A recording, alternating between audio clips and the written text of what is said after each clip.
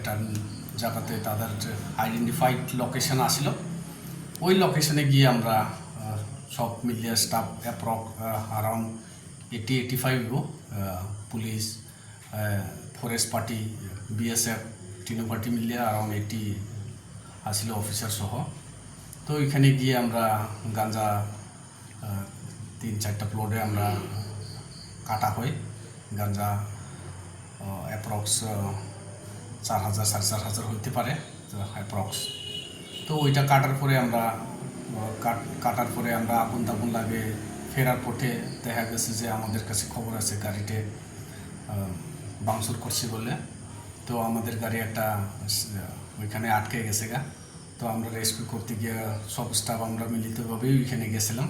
তখন দেখা যায় আমার থানার গাড়ি 2টা গাড়ি ভাঙানো হয়েছে, গ্লাস সব ভাঙচুর করে ওইখানে রাখছে। তো তখন আমরা ওইখানে যাওয়ার সাথে সাথে তারা গ্রামের মানুষ অনুমান 60-70 জন মিলিতভাবে আমাদেরকে এলোভেতো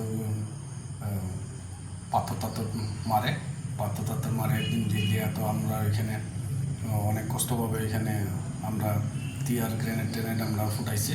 তারপরে আমরা ওইখান থেকে কোনো মতে আমরা সেফ জোনে আসতে পারছে। তো এখানে ঘটনার সময় তারা আমার এখানে স্টাফ 2 জন ইনজুর্ড হয়।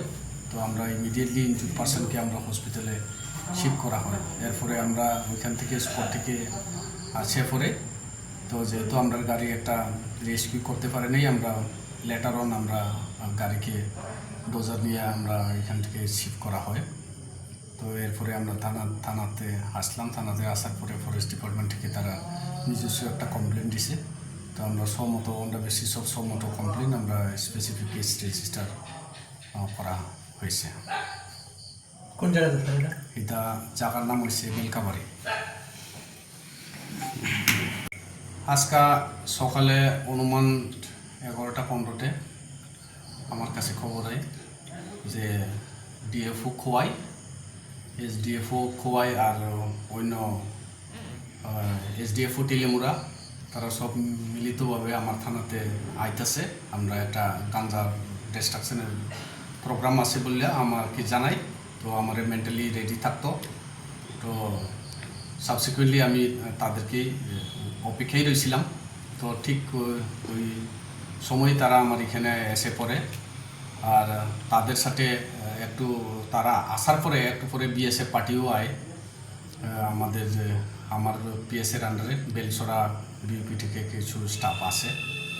তো আমি যেহেতু